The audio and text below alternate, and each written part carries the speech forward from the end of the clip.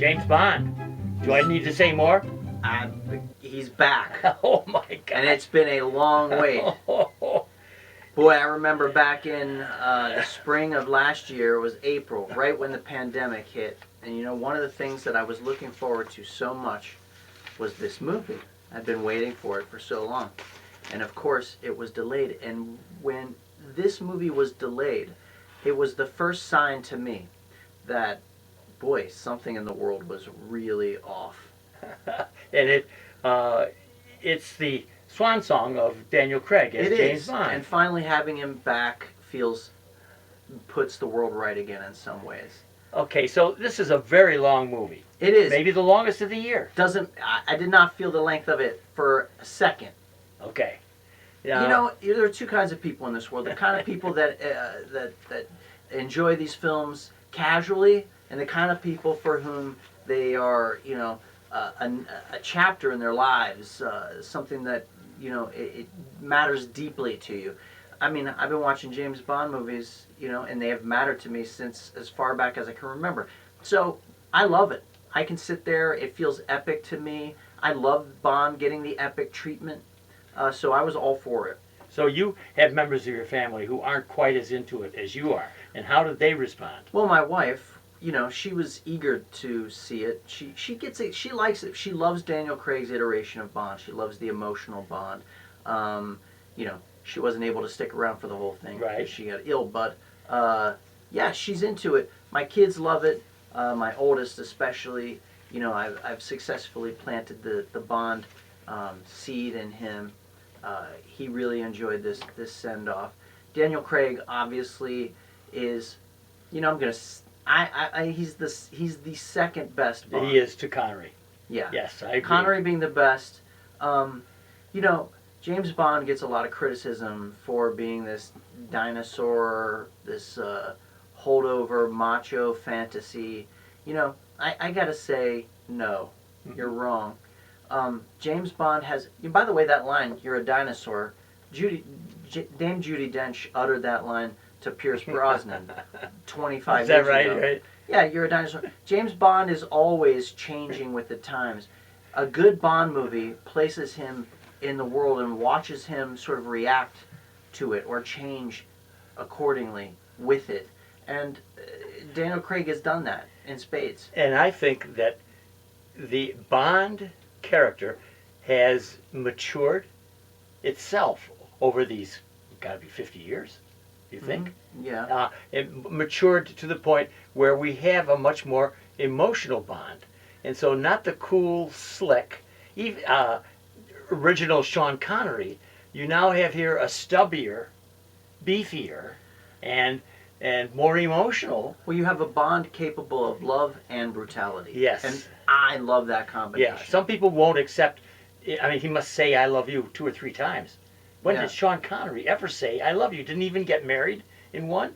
That was George Lazenby in On Her Majesty's Secret Service, which, by the way, this movie ends with the theme song to that film. Oh, is that right? I would never know that. Well, see, that's right. Yeah, that's absurd to me. Of course, you should know that. Well, we have some of the old tropes in this movie, don't we? Of course. We've got a bad boy. Yeah. Going to somehow save or destroy the world, both at one time, played by Rami Malek. Mm-hmm. A little bit underplayed, as far as I can see, with the weirdest accent I've ever heard. I would say not only underplayed, I was surprised at how little Rami Malek is in the movie. Yeah, yeah. His character is, you know, has a good point, like a handful of scenes. Yes. I was really surprised at that. I thought there was going to be a lot more of him, a lot more interaction. He is, you know, how many times can great actors do villains? It's hard, right? Yes. It is hard to cut. You have, oh shoot, what's his face? What's the guy's? Christoph Waltz. Sorry. Oh. Hold on. Let me catch that back Yeah. up. 3, 2.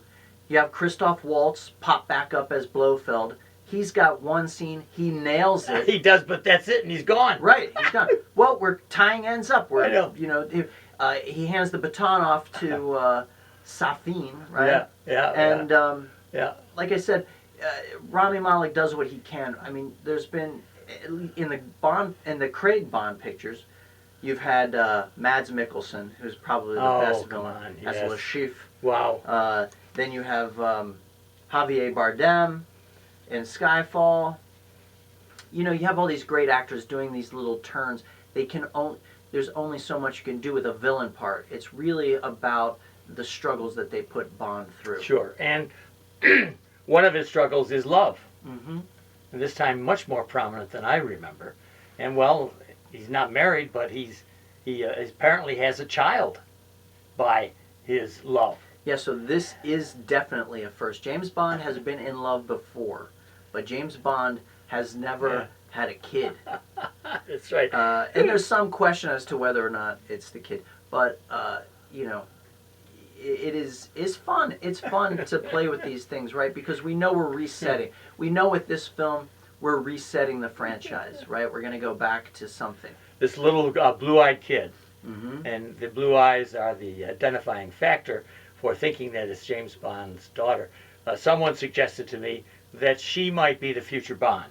Yeah, that's not going to happen. Well, Barbara Broccoli has said it will not be a woman. It won't be a woman. And you know, in my fantasy world, what would happen is much like the Marvel Extended Universe, the MCU, the Marvel Cinematic Universe, that they would create a BCU, a Bond Cinematic Universe. Why not have movies, spin-off movies, where you follow the adventures of 000 or 001 or 009 for that matter? You could have all kinds of different people playing these parts. Create, as Daniel Craig himself said, don't just try to fix problems of representation by plugging in, you know, different people into this role. Create equally exciting, dynamic roles for other people, women included. Well, I think that they've done a terrific job in trying to replace people like Judi Dench as M with Ralph Fiennes. He brings a different take to it. Exactly. And also, can we just stop for a second and recognize that? So, you know, we keep pointing to this franchise as like barbaric, but, you know, it was a big deal when Judi Dench was cast as M. Yes. She had replaced a man after 30 years of you know, that role being played by a man. Yeah. So Bond has always been evolving. Yes. It's reductive to think it has. I think making it a man this time brings a little more discipline to it. There's something different about his relationship with Bond. You know, Bond, where are you? And well, it created a dramatic crux for Craig's Bond because he had a back and forth with Judi Dench's M that was both maternal and you know, like a boss relationship. Sure, yeah. And there was, you know, they were always playing with that. When it finally becomes clear how much Judi Dench's M loves Bond, Yes. her death in Skyfall, and then thus her replacement with a man poses a problem for him. Good. It served a dramatic purpose to cast Ralph Fiennes. And, you know what I mean? yeah. Not just like we're putting a man back. No, exactly. But how was Bond going to respond to taking orders from this man? Exactly. Which you need a good actor like Daniel Craig to carry that off in such a small time. What about Ben Whishaw? Yeah, as he's Q? fun. He's fun as Q. Again, we're doing different things, right? You're casting somebody who's a little physically different from Desmond Llewellyn, the tall guy, and John Cleese from the Pierce Brosnan movies. Of course, in this franchise, in Craig's iteration of the franchise, you don't get Q right away. Q doesn't show up until Skyfall, right? So you get two Q-less movies. Again, the effort to reshape the franchise in a more realistic, brooding vein was to keep that kind of component at bay for a while. This movie, No Time to Die, look, it's got an emotional heft, and it also plays around with the fun stuff. You have nods to Dr. No. Oh, don't you think quite a bit of modeling on Dr. No? For sure. The lighted sort of rods coming out of the compound floor, the hazmat suits, the colored hazmat suits.